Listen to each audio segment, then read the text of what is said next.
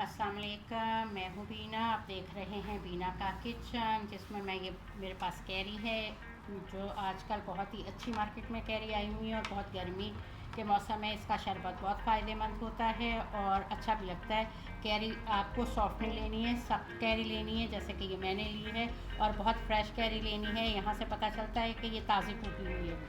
तो ये कैरी चाहिए मैं एक ही का बनाऊँगी क्योंकि ये काफ़ी बड़ी कैरी है।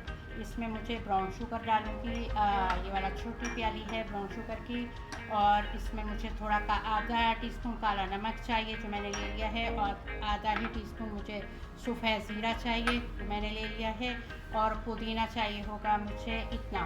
तो ये अंदाज़े से आप जितना पुदीना डालना चाहें आप ले लेंगे। और सबसे पहले मैं कैरी को बॉईल करूँगी और बॉईल करके फिर मैं आपको बताती हूँ कि अब मैंने क्या करना है। अच्छा, अब ये मैंने बॉईल कर लिया है, ये तकरीबन आधा घंटा इसको मैंने उबाला है, और पहले ये कलर था अब ये कलर हो गया। वैसे चाहें इसको तो आप चूल्हे पे हम इसको जला भी लेते हैं, इससे भी बहुत अच्छा टेस्ट आता है।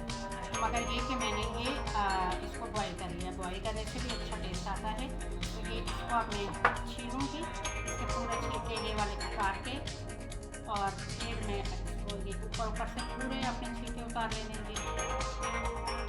इसको इस तरह से सारे छिलके काट लिए मैंने। अब इसको हमने सारा इस तरह से क्यूब्स में काट लिया। अच्छी तरह से इसको हमें काटना है, बहुत सॉफ्ट हो गया। अच्छा, ये मैंने काट लिया है और ये हमने डाला इसमें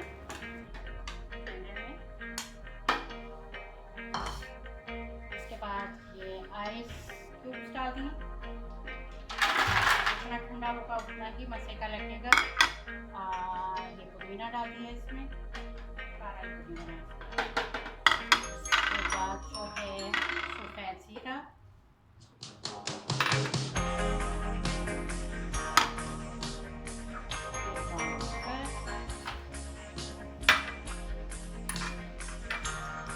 काला नमक, बहुत ठंडा पानी।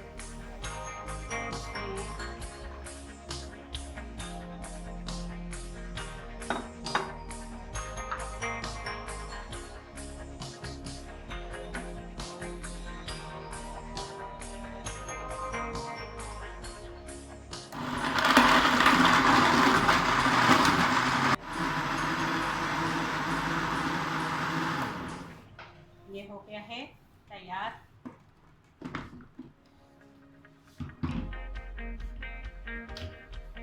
ये सारा इसमें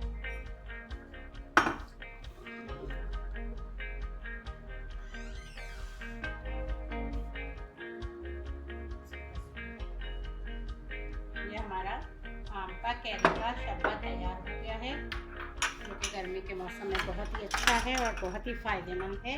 और इसी तरह से आप भी बनाइएगा। फिर इंशाल्लाह ताला किसी अच्छी रेसिपी के साथ हम आएंगे। अल्लाह हाफ़िज़।